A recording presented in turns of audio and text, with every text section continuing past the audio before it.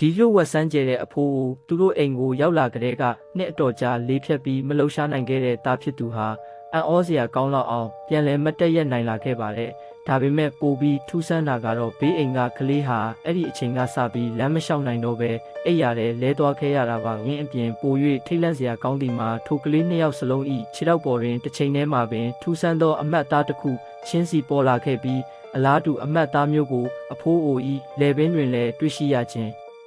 ဖြစ်သည်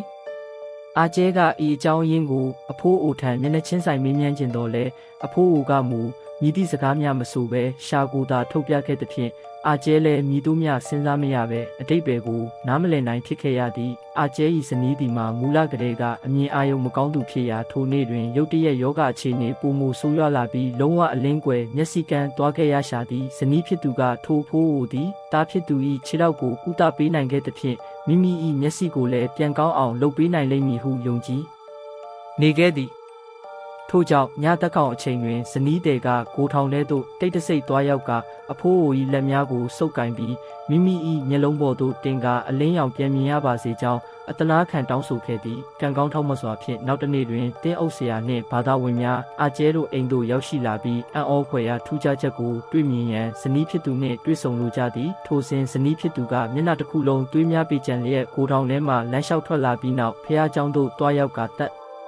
တေခံမိတ်ကွန်းပြောကြားခဲ့သည်သူမစကားပြောနေစဉ်အမြင်အာရုံများရုတ်တရက်ပြန်လဲကြည်လင်လာပြီးအံ့ဩဖွယ်ကောင်းလောက်အောင်မျက်စိပြန်မြင်လာခဲ့သည်သို့တော်လည်းပေးဆက်လိုက်ရသည့်တန်ဖိုးမှာဘေးအိမ်ကကလေးငယ်သည်မျက်စိနှစ်ဖက်စလုံးလုံးဝကွယ်သွားခဲ့ရခြင်းဖြစ်သည်ဆေးရုံသို့ရောက်ရှိနေသည့်ဘေးအိမ်ကအမျိုးသမီးကအာကျဲ၏ဇနီးထံသို့ဖုန်းဆက်လာခဲ့တော်လဲဇနီးဖြစ်သူကမူမိမိတို့ကြောင့်ထိုကလေးဒုက္ခရောက်ရခြင်းဖြစ်မည်ကိုရိပ်မိသဖြင့်ဖုန်းမကင်ရဲပဲအပြစ်မကင်းစိတ်ဖြင့်တုံ့လုံနေခဲ့သည်ဘေးအိမ်ကမိခင်ဖြစ်သူမှလည်းငါကလေးကဘာအပြစ်လုပ်မိလို့လဲဟုဆိုကဆေးရုံကတင်ပေါ်တွင်သွေးမျက်ရည်ကျလျက်အော်ဟစ်ငိုကြွေးနေရှာသည်ထိုမြင်ကွင်းကိုမြင်လိုက်ရသည့်အာကျ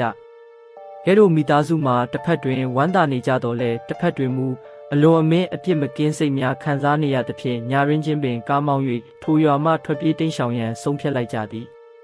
သို့တော်လည်းရွာထိပ်သို့ရောက်ခါနီးတွင်ထူးဆန်းသောအဖြစ်အပျက်တစ်ခုထပ်မံဖြစ်ပွားခဲ့ပြန်သည်ကားနောက်ခန်းတွင်လိုက်ပါလာသည့်သားဖြစ်သူဂျွန်ဝူကရုတ်တရက်ခြေထောက်များပြန်လည်နာကျင်လာကြောင်းအော်ဟစ်လာသဖြင့်အာကျဲလဲစိုးရိမ်တကြီးဖြင့်အသက်ပြင်းပြင်းရှူရန်ပြောပြီးနှစ်သိမ့်ခဲ့ရသည်ထိုစဉ်ဇနီးဖြစ်သူကမှန်ထဲမှတဆင်မိမိကိုမိမိကြည့်မိသောအခါထိတ်လန့်ဖွယ်ရာမြင်ကွင်းကိုတွေ့လိုက်ရသည်တားဖြစ်သူ၏ခြေထောက်များပြန်လည်နာကျင်လာယုံသာမကဇနီးဖြစ်သူ၏မျက်လုံးများမှလည်းသွေးများစီးကျလာခြင်းဖြစ်သည်